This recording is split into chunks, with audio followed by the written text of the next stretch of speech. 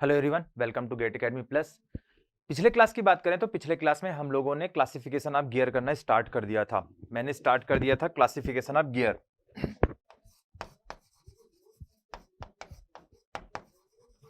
Classification of gear, उस पे भी मैंने 4 बेस लिया था। पहले बेस की मैं बात करूं, बेस नंबर ए की बात करूं तो मैंने बात किया था अकॉर्डिंग टू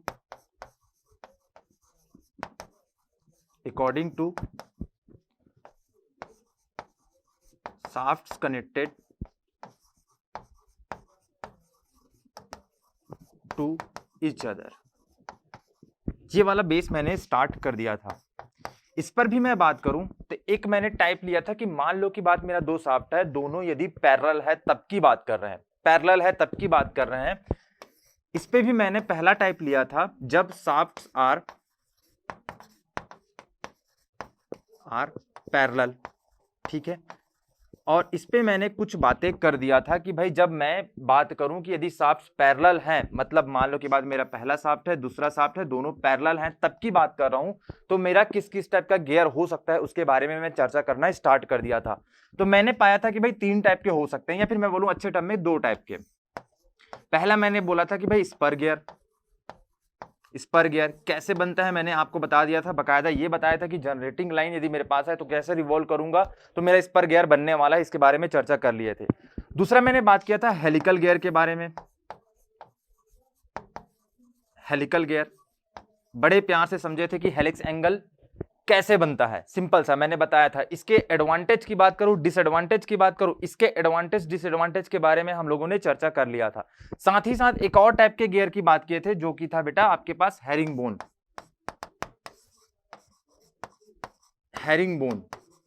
इसके बारे में भी अपन चर्चा कर लिए थे। इसी को अपन एक और नाम से जानते हैं double helical gear, double helical gear. इसके एडवांटेज डिसएडवांटेज के बारे में चर्चा कर लिया था और ये अपना बेस्ट गियर है। बट बात करें इसके कॉस्ट की तो ये हाई कॉस्ट रहता है, इसका सिंपल सी बात है, हाई कॉस्ट रहता है। तो एक स्पेसिफिक जगह पर ही अपन इसको यूज करते हैं, सही बात है।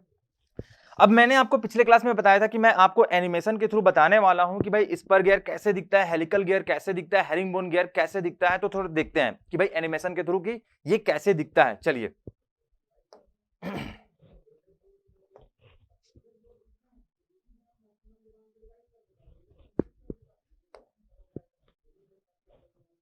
ठीक है,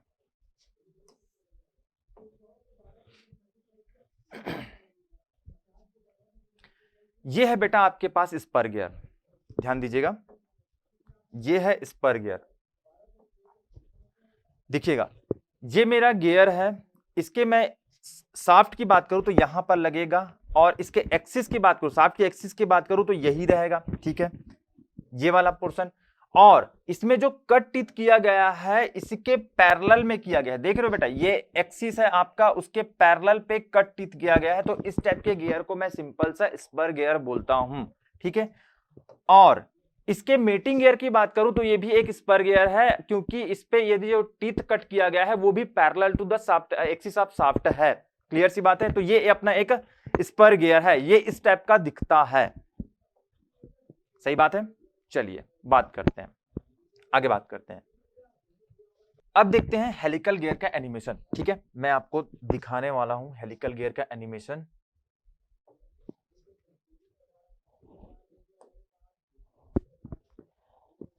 ये रहा बेटा हेलिकल गियर का एनिमेशन, देखिएगा ये आपके पास प्यारा सा गियर है, देखिएगा प्यारा सा गियर ये वाला है। इसके मैं शाफ्ट के एक्सिस की बात करूं तो परपेंडिकुलर टू दिस बोर्ड होगा, ठीक है भाई, कोई दिक्कत नहीं है। और देखिएगा इसके हेलिक्स एंगल को देखिएगा, मान लो के बाद ये पिनियन है, ये गियर है, देखिएगा ये इंक्लाइंड है बेटा। ये मैं एक्सिस की बात करूं, देखिएगा ये एक्सिस की बात करूं तो एक्सिस के रेस्पेक्ट में कुछ इंक्लाइंड है, इसके टीथ, जो टीथ कटा हुआ है ना वो इंक्लाइंड है, इसीलिए इसको मैं क्या बोलता हूं, हेलिकल गियर बोलता हूं। और एक और बात देखिएगा, मान लो की बात मेरा ये पिनियन है, तो पिनियन अभी यहां पर मैं बात करूं तो देखिएगा यहां पर ये इधर कटा हुआ है ना, तो इसके अपोजिट मैनर पे गियर कटा हुआ है। मतलब यदि एक लेफ्ट हैंड हेलिक्स होगा तो दूसरा राइट हैंड हेलिक्स होना पड़ेगा, तभी मैटिंग होगा, सही बात है, वो कॉमन सेंस वाली बात है, ठीक है। देखिएगा ये वर्क कैसे करता है, देखिएगा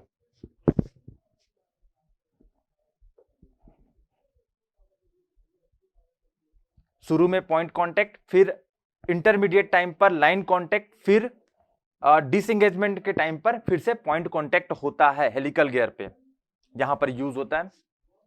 ये देखिएगा प्यारा सा, ठीक है। तो ये रहा आपका हेलिकल गियर। आगे बात करते हैं ना,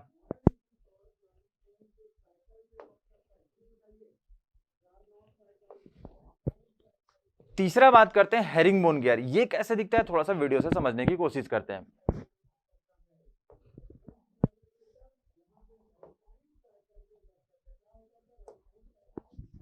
ये रहा, ये हेरिंगबोन गियर है। इस पे मैं बात करूं, असल में ये हेलिकल गियर ही होता है, लेकिन ये आधा पोर्शन पे इसका जो हेलिक्स एंगल होता है, मान लो कि यहां पर मैं बात करूं तो किधर है ये है आपके पास राइट हैंड हेलिक्स है, और आधा पोर्शन पे मैं बात करूं तो यहाँ ये क्या है आपके पास लेफ्ट हैंड हेलिक्स, क्योंकि मेरा लेफ्ट हैंड है, ठीक है। तो आधा पोर्शन पे राइट हैंड हेलिक्स होता है, आधा पोर्शन पे लेफ्ट हैंड हेलिक्स होता है। इन दोनों का कॉम्बिनेशन से जो बना होता है ये मेरा हेरिंगबोन गियर होता है, या फिर डबल हेलिकल गियर। इसके एडवांटेज की बात करूं, इस पे एक्सियल थ्रस्ट नहीं आ रहा था। मेटिंग गियर की बात करूं तो जैसे कि मान लो कि बात लेफ्ट, यहां पर ये वाला लेफ्ट वाले पोर्शन पे यदि मेरा राइट हैंड हेलिक्स है, तो फिर मेटिंग गियर का जो लेफ्ट वाला पोर्शन रहेगा उस पे आपके पास रहेगा बेटा left hand helix, opposite manner पे रहेगा। सेम हेलिक्स एंगल का अपोजिट मैनर वाला आपके पास हेलिक्स एंगल रहेगा। क्लियर है? तो ये रहा आपके पास, ये एक हेरिंगबोन गियर है जिसका एनिमेशन किस टाइप का वर्क करता है आपको आसानी से समझ आ रहा होगा इस एनिमेशन के थ्रू, ठीक है। तो ये रहा आपके पास हेरिंगबोन गियर। चलिए आगे बात करते हैं। अब ये रहा, जब ये तीन टाइप के हम लोगों ने गियर पढ़ लिया, जब आपके पास जो एक्सिस ऑफ शाफ्ट है ना वो पैरेलल हो। अब सेकंड टाइप के बात करते हैं ना, बेस ए का सेकंड टाइप, ठीक है। सेकंड टाइप, जब आपके पास एक्सिस ऑफ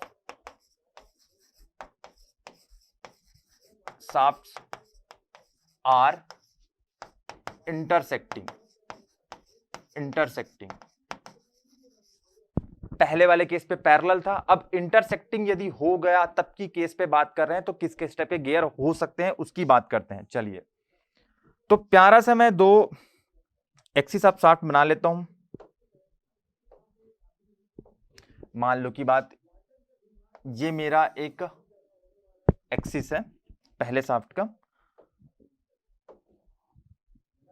और ये दूसरा एक्सिस है दूसरे गियर का, ठीक है। सही बात है। चलिए, मैंने कुछ एंगल पे बनाया है, मैंने 90 डिग्री यहां पर नहीं बनाया है, कोई एंगल है, ठीक है।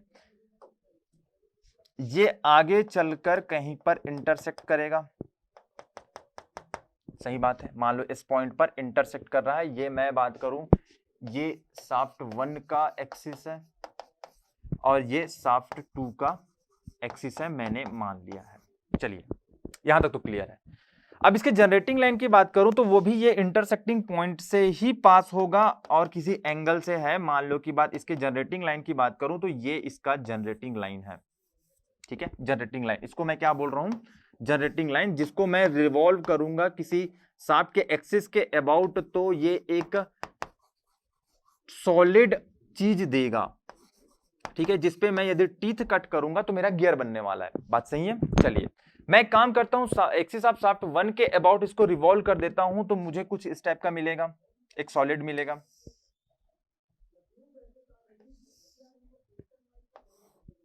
सही बात है, एक मुझे सॉलिड मिलेगा, और कैसा सॉलिड मिलेगा, कोनिकल सिलेंडर। थोड़ा सा इमेजिन करना है ना, कोनिकल सिलेंडर मुझे मिल जाएगा। मान लो की बात, इस जनरेटिंग लाइन को शाफ्ट 2 के एक्सिस के अबाउट रिवॉल्व कर दूंगा तो मुझे दूसरा सॉलिड मिलेगा। चलिए कर देते हैं। यहां पर भी मुझे क्या मिलेगा, मुझे मिलेगा कोनिकल सिलेंडर। सही बात है। अब कुछ करना नहीं है, मुझे दो सॉलिड मिल चुका है जो कि कोनिकल सिलेंडर की शेप पर है। अब इस पे मैं यदि टीथ कट करूं तो मुझे सिंपल सा गियर मिल जाएगा, और ऐसे गियर को अपन बोलते हैं बेवल गियर, ठीक है। ऐसे गियर को मैं बोलता हूं बेवल गियर। यदि मैं समझिएगा, यदि मैंने क्या कहा कि यदि मैं इस पे टीथ कट करूं तो मुझे क्या मिलेगा, बेवल गियर, ऐसे गियर को मैं क्या बोलता हूं, बेवल गियर। अब ये किस किस टाइप के बेवल गियर हो सकते हैं, वो डिपेंड करेगा कि आप कैसे टीथ को कट कर रहे हैं। सही बात है। चलिए बात करते हैं ना, मान लो कि बात इसके मैं टॉप व्यू को बनाना चाहूं, टॉप व्यू को बनाना चाहूं तो मुझे एक सर्कल दिखेगा, आपको भी लगता है, मुझे भी लगता है, सबको लगता है कि भाई टॉप व्यू को मैं बना दूंगा तो मुझे एक सर्कल दिखेगा, ठीक है, जिसके सेंटर पे शाफ्ट का एक्सिस होगा। सही बात है, शाफ्ट का एक्सिस होगा।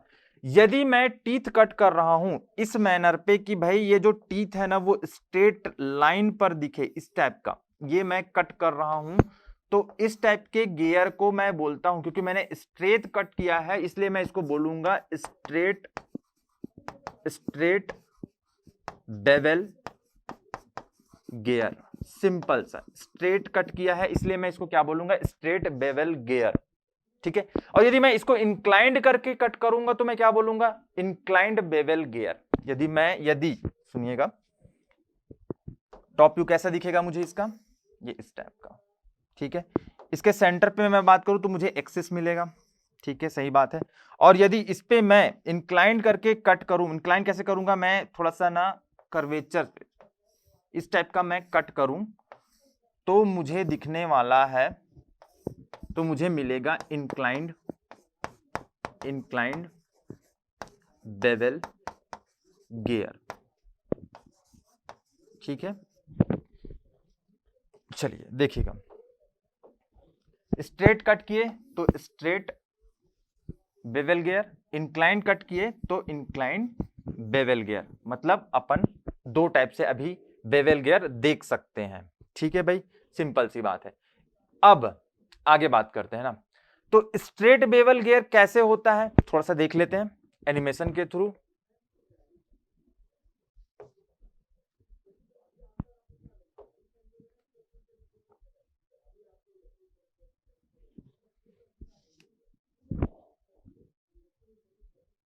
ये रहा आपके पास स्ट्रेट बेवल गियर, देखिएगा इस एनिमेशन पे देखिएगा, मान लो कि बात ये आपके पास ये जो कोनिकल सिलेंडर है वो है, उसका जो एक्सिस है ये वाला है। अब इस कोनिकल सिलेंडर पे मैं यदि टीथ कट करना चाह रहा हूं तो आपको टीथ दिखेगा straight straight straight straight, simple सा स्ट्रेट दिख रहा है, इसलिए इसको मैं क्या बोलता हूं, स्ट्रेट बेवल गियर, ठीक है। एक और चीज, यदि मैं इस टीथ की बात करूं तो इस वाले पोर्शन साइड, ये वाले पोर्शन पे आपको इसका जो क्रॉस सेक्शन एरिया है वो कम दिखेगा एस एस कंपेयर टू इसका आउटर मोस्ट पे, ठीक है। तो ये मतलब यहां से कम होते होते बढ़ते बढ़ते बढ़ते बढ़ते जाएगा यहां तक, सिंपल सी बात है, ये कॉमन सेंस वाली भी बात है। तो इस टाइप का होता है आपके पास सिंपल सा स्ट्रेट बेवल गियर, और वर्क कैसे करता है आपको दिख रहा है, मेटिंग गियर के साथ कैसे मेट करता है वो भी आपको दिख रहा है, ठीक है। चलिए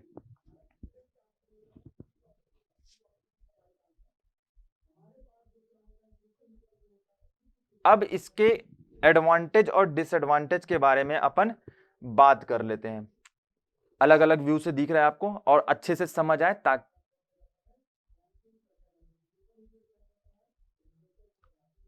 क्लियर है, आई थिंक आपको क्लियर हो जाना चाहिए। चलो ठीक है, आगे बात करते हैं। हाँ, अब स्ट्रेट बेवल गियर की बात करूं, इसके एडवांटेज डिसएडवांटेज की बात करूं, सबसे पहली बात वही बात आएगी बेटा, इसमें लाइन कांटेक्ट हो रहा है क्योंकि स्ट्रेट है ना, आके आएगा आएगा सीधा लाइन कांटेक्ट आएगा, वही स्पर गियर वाली बात है ना, स्पर गियर वाली बात है। इस पे मैं बात करूं इसके एडवांटेज की भाई, तो सिंपल है, लो कॉस्ट हो जाएगा, ठीक है, सिंपल है। दूसरी बात करूं लेकिन इसके मैं डिसएडवांटेज की बात करूं, क्योंकि यहां पर लाइन कांटेक्ट आ रहा है, मतलब सडन इंगेजमेंट हो गया और सडन डिसएंगेजमेंट हो रहा है, इसलिए यहां पर इंपैक्ट स्ट्रेस आएगा, इंपैक्ट स्ट्रेस आएगा, मतलब हाई स्पीड पे इसके फेलियर होने के चांसेस रहेंगे, वही वाली बात, स्पर गियर वाली बात। इसीलिए अपन क्या करते हैं कि इंक्लाइन बेवल गियर यूज करते हैं, क्योंकि इंक्लाइन बेवल गियर पे अपन क्या होता है भाई कि पहले तो वो लाइन पॉइंट कांटेक्ट होता है किस टाइम पर, किस इंस्टेंट पर, एंगेजमेंट के इंस्टेंट पर, उसके बाद इंटरमीडिएट टाइम पर आपके पास लाइन कांटेक्ट रहता है, फिर डिसएंगेजमेंट के टाइम पर आपके पास फिर से पॉइंट कांटेक्ट हो जाता है। बट इसका एक और डिसएडवांटेज आ जा रहा था इन केस आप हेलिकल गियर पे ना, उस केस पे क्या है, एक्सियल थ्रस्ट आ जा रहा था, तो फिर अपन हेरिंगबोन गियर यूज कर रहे थे। इंक्लाइन बेवल गियर कैसा दिखता है थोड़ा सा ना एनिमेशन के थ्रू आपको मैं दिखाना चाहूंगा।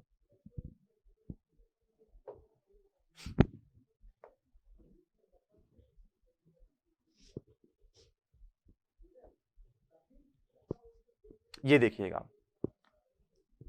ये आपके पास कोनिकल सिलेंडर है जिसपे टिथ कट किया गया है। मैं एक्सिस ऑफ शाफ्ट की बात करूं तो ये है, और इस पे ना जो टीथ है वो इंक्लाइन कट किया गया है और थोड़ा सा ना कर्वेचर के फॉर्म पे है। कैसे मेट करता है आपको आराम से समझ आएगा होगा।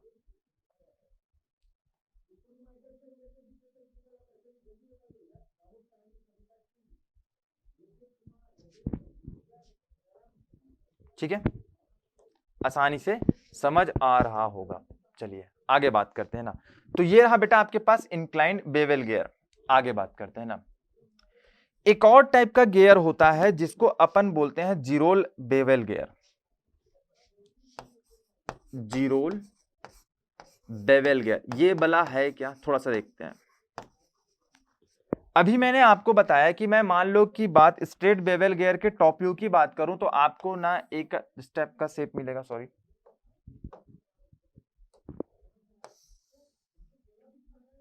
ठीक है। इसके एक्सिस ऑफ शाफ्ट की बात करूं तो ये रहेगा, सही बात है, सेंटर पे। और स्ट्रेट बेवल गियर की मैं बात करूं तो कट टीथ कैसे दिखेगा बेटा, एक स्ट्रेट लाइन पर दिखेगा, सही बात है। इन केस ऑफ, लेकिन in case of inclined bevel gear की बात करूं तो आपको जो कट टीथ हुआ होगा वो उसका प्रोफाइल किस इस टाइप का दिखेगा, इस टाइप का, ठीक है। या फिर मैं बात करूं इस टाइप का, सही बात है। लेकिन जीरोल बेवल गियर में क्या होता है कि आपके पास जो टीथ है वो कट किस टाइप का होगा बेटा, ठीक है, उसमें कर्वेचर तो आएगा लेकिन जो इसका इनिशियल पॉइंट है और एंड पॉइंट है वो सेम होगा। इंक्लाइंड बेवल गियर पे देखिएगा इनिशियल पॉइंट ये है लेकिन यहां पर चले गया है, लेकिन जीरोल बेवल गियर पे क्या होगा कि भाई यहां से स्टार्ट होगा और होगा और यहीं पर चले जाएगा, सही बात है। ये डिफरेंस होता है आपके पास जीरोल बेवल गियर और inclined helical inclined bevel gear पे, ठीक है, सिंपल सा। चलो ठीक है भाई, ये चीज आपको समझ आ गया होगा, यहां तक क्लियर है। आगे बात करते हैं ना, थोड़ा सा आगे बात करते हैं। अब बात कर लेते हैं थोड़ा सा और। चलिए, मैंने आपको बताया था कि जब आप बेवल गियर बनाओगे तो आपको जनरेटिंग लाइन लेना पड़ेगा और एक्सिस के बीच कुछ ना कुछ एंगल है। चलिए ठीक है, मैं एक काम करता हूं, कुछ काम करने की कोशिश करता हूं। मैं दोनों शाफ्ट का एक्सिस बना लेता हूं, दोनों शाफ्ट का axis perpendicular to each other होगा।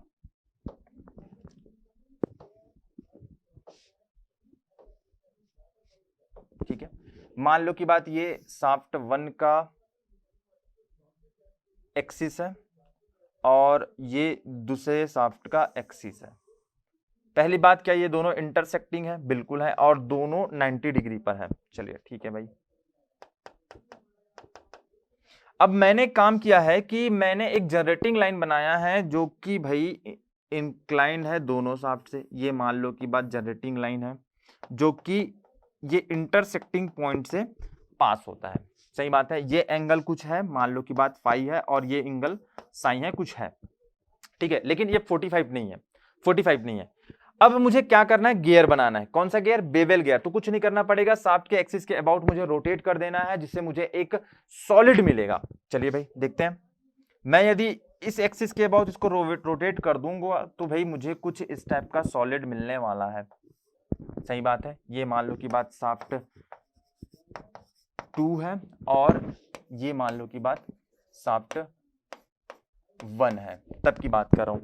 अब शाफ्ट के 1 के अबाउट यदि मैं रोटेट कर दूंगा या रिवॉल्व कर दूंगा तो मुझे कुछ सॉलिड मिलेगा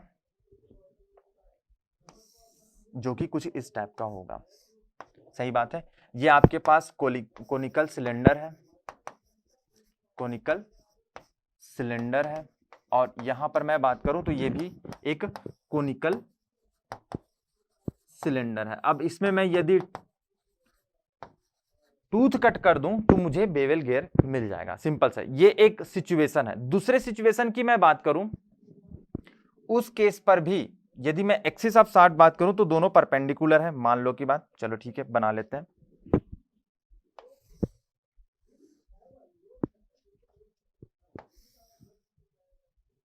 ये परपेंडिकुलर है दोनों एक दूसरे से, लेकिन यहां पर मैं बात करूं इसके जो जनरेटिंग लाइन है, जनरेटिंग लाइन है वो इंक्लाइंड है दोनों से 45 डिग्री पर। मतलब ये वाले एंगल की बात करूं तो 45 डिग्री है और यहां पर भी मैं बात करूं तो 45 डिग्री है। अब इस जनरेटिंग लाइन को मैं यदि रिवॉल्व कर दूं दोनों एक्सिस के अबाउट तो मुझे दो सॉलिड मिलेंगे, दो कोनिकल सिलेंडर मिलेंगे। सिंपल सी बात है। चलिए बनाते हैं उसको।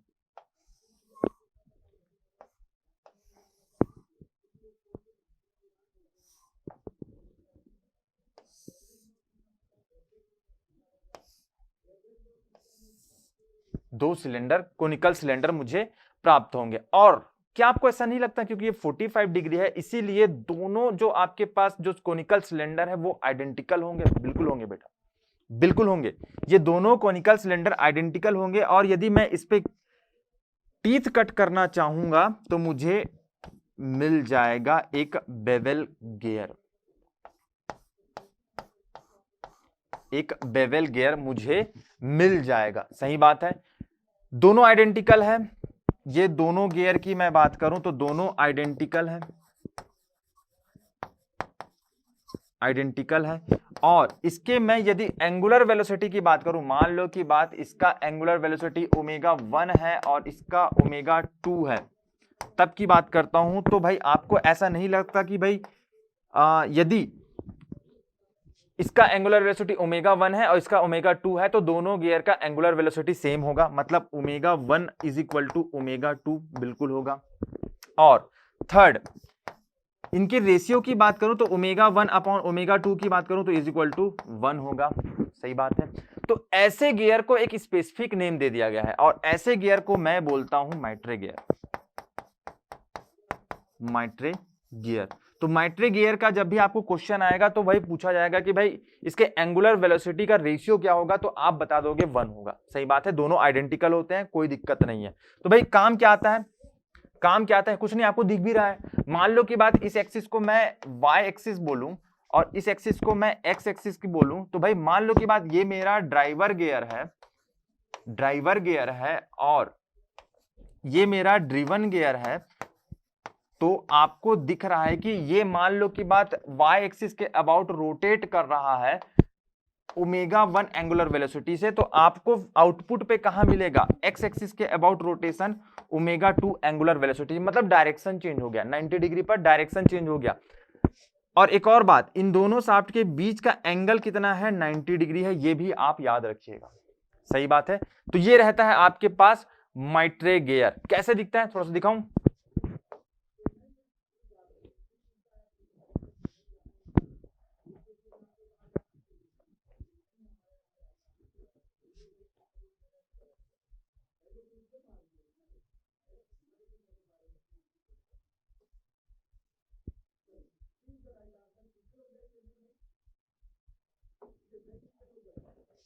ये देखिएगा, इसमें भी देखिएगा, ये तीनों ना असल में ना माइट्रे गियर है। ये मैं बात करूं ये एक्सिस की, तो ये वाले गियर का एक्सिस ये है, इसके वाले गियर का एक्सिस है, दोनों गियर के बीच के एंगल की बात करूं तो 90 डिग्री है। ठीक है,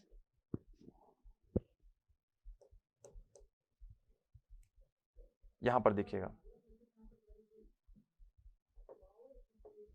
देखिएगा दोनों शाफ्ट ऑफ एक्सिस की बात करूं, एक्सिस ऑफ शाफ्ट की बात करूं तो बेटा दोनों एक्सिस के बीच 90 डिग्री है और इस टाइप के गियर को मैं क्या बोलता हूं? सिंपल सा माइट्रे गियर बोलता हूं। क्लियर है? चलिए आगे बात करते हैं। ठीक है, तो ये रहा। जब देखिएगा अब क्या क्या पढ़ लिए, जब आपके पास एक्सिस इंटरसेक्टिंग हो तो इस केस पर जो मुझे गियर प्राप्त होता है उसको मैं क्या बोलता हूं? Bevel gear. Bevel gear. ठीक है, इस पे भी मेरा किस किस टाइप का था बेवल गियर की मैं बात करूं, यदि टीथ आपके पास स्ट्रेट है तो इसको स्ट्रेट बेवल गियर बोलता हूं, बेवल गियर। यदि आपके पास टीथ जो इंक्लाइंड है तो इस केस पर मैं इसको बोलता हूं इंक्लाइंड बेवल गियर। ठीक है, एक और टाइप के अपन पढ़े स्पेशल टाइप का जीरोल बेवल गियर। इस पे मैंने बताया कि भाई इसमें क्या डिफरेंस है। जीरोल बेवल गियर, एक और मैंने स्पेशल टाइप का बेवल गियर बताया जो कि है आपके पास माइट्रे गियर। ये पूछता है बहुत ज्यादा, माइट्रे गियर। और एक और बात ध्यान दीजिएगा ना, यहां पर जब आपके पास दोनों शाफ्ट 90 डिग्री पर है, एक्सिस ऑफ शाफ्ट 90 डिग्री पर है, यदि जनरेटिंग लाइन 45 डिग्री पर है, तो मैं इस गियर को बोलता हूं माइट्रे गियर, सिंपल सा। लेकिन यदि ये जो जनरेटिंग लाइन है किसी एंगल पर है, not is equal to 90 degree, कोई फाई एंगल पर है, तब इसको मैं सिंपल सा बोलूंगा बेटा ये क्या है आपके पास एक बेवल गियर है, बेवल गियर है। इसको मैं माइट्रे गियर नहीं बोलूंगा, ये एक सिंपल सा एक बेवल गियर है। हालांकि इस पे भी मैं बात करूं शाफ्ट 90 डिग्री पर है, लेकिन इसको मैं सिंपल सा एक बेवल गियर बोलूंगा, ठीक है। माइट्रे गियर होने के लिए ω1 अपॉन ω2 इज इक्वल टू 1 होना पड़ेगा। या यहां तक बात एकदम क्लियर है? क्लियर होना भी चाहिए। चलिए, तो आज की क्लास यहीं तक रखते हैं। Thank you.